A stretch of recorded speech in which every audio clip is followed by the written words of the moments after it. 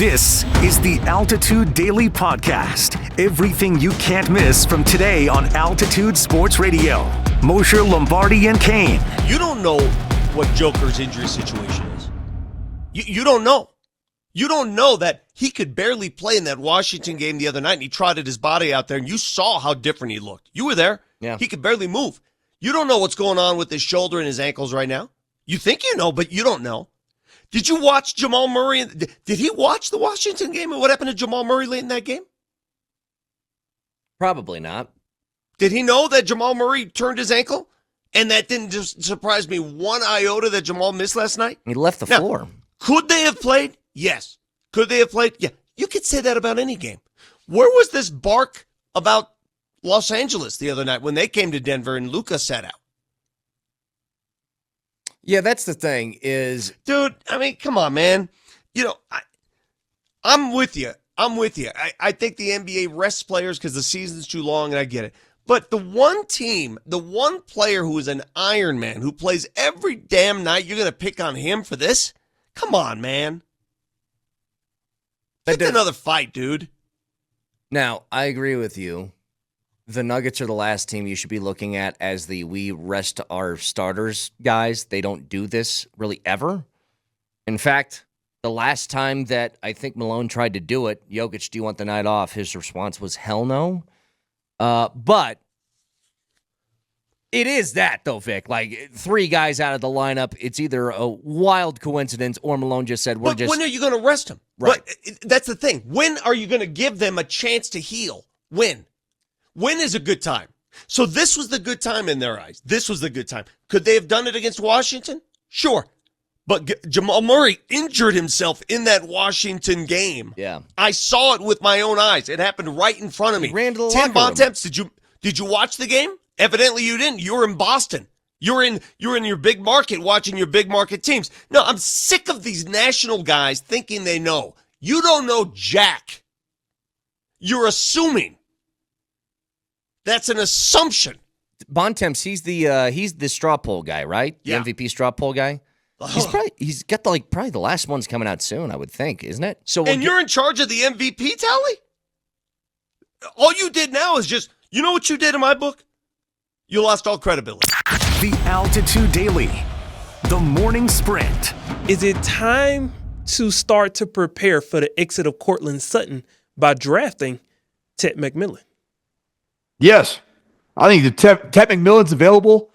If the two players that are available are Amarian Hampton and Ted McMillan is much more of a unicorn of a prospect if he's available anywhere near 20. In fact, if the mock draft that came out today from Mel Kiper, I think Field Yates of ESPN as well, that it is a very heavy early run on both running backs and tight ends. And for whatever reason, Ted McMillan's available by pick 14 or 15.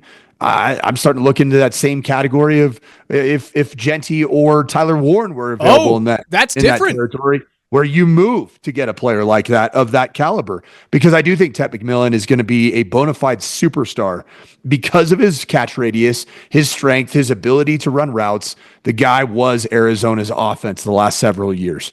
Saw it firsthand myself in 2022. This dude is a dude. And he is at 6'5", 215. That's a Sean Payton wide receiver, man, if I've ever seen one. Not to mention he ran a 4.48 40 yesterday. At his pro day, wow. It's amazing that he's sliding in a lot of these mock drafts because I thought of him as a no-brainer top 10 prospect at the wide receiver position. Is that the reason why I haven't heard you really talk about him is because we've never opened up the possibility of him going to Denver? Because you and I have talked about how it's like if Warren or Genty is available around 10, 12, then you start to feel the itch of, oh, do we need to move up and go get these players? Then where you and I sat was, well, Genty and Warren will likely be gone by pick 10. And if that's the case, you and I think it was 2 weeks ago, we planted our flag as a show saying, let's trade out of the first round if that's the case. Now, if Ted McMillan is available, let's say around pick 15, are you changing your tune? Yeah, I'm saying that's a spot that you want to go get. I looked at Ted McMillan just going into this draft offseason. All the narratives that are spun around about these prospects. I had Tet McMillan in the same conversation as last year's top three receivers: Rome Odunze, Malik Neighbors, and Marvin Harrison Jr. That's how I viewed him, and none of those three players made it out of the top 12, if I'm not mistaken. The Altitude Daily.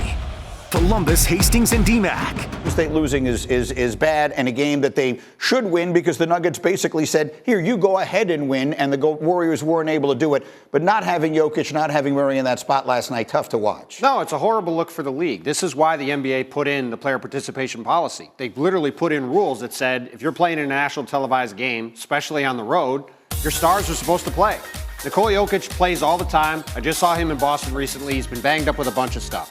You could look ahead at the schedule if you're the Nuggets. They play the Washington Wizards, the worst team in the league, at home on Saturday. Sit these guys in that game, have them ready to go for today's game and Wednesday's game against the Lakers. I was at the Garden last night getting ready for this game. Cassie Hubbard texted me in the fourth quarter and said, "Do you see who's Denver's playing?" I said, "I think everybody's playing." Then she sent me the injury report. Half the guys are out. It's just a horrible look for the league, and it's a horrible situation because I was excited to see what I could learn from Golden State playing these guys. Instead, they have everybody out, and even though they lost, the game doesn't matter. The Altitude Daily. Kretman and Lindahl. And for him to say that, it just speaks to the ignorance that some of these people have. It is too bad because, and Andy, I said this in hour number one, Bontemps knows better than this. But when you go on that show, it's not enough just to sit and talk intelligently about the basketball season and the basketball game. You got to have a take. You got to get spicy. And unfortunately, they take a guy who does know better, who is not a take merchant, and they put him in that seat. And then he's got to end up saying something stupid like that. And now we're having this conversation, having to defend, once again, Nikola Jokic against moronic opinions from the national media. Yeah, and you're right. It's what the show calls for. And look, Bontemps isn't on there often. You know I watch a lot of that show. He's not often on there. They were digging the bottom of the well anyway. I also do feel like that Michael Malone probably has some idea who Tim Bontemps is. But, you know. Yeah. By the way, top chef's kiss text from Ramon that Spring just alerted me to. Yeah. Bontemps sounds like he dips Doritos in cottage cheese. It's a problem, okay? It's a problem. Zach just wrote it too. The listeners are all coming in with it now. It's right.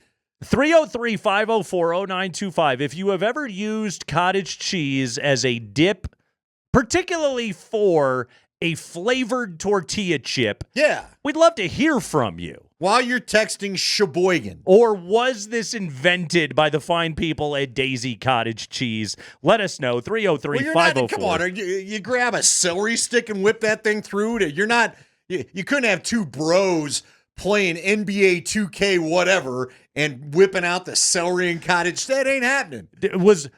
Did one of them put out the bowl of Doritos and the other one's like, what the hell is this, dude? Don't you have any cottage cheese? Yeah. What are we doing here? I can't believe you're only going to put out chips. I need cottage cheese to dip this in.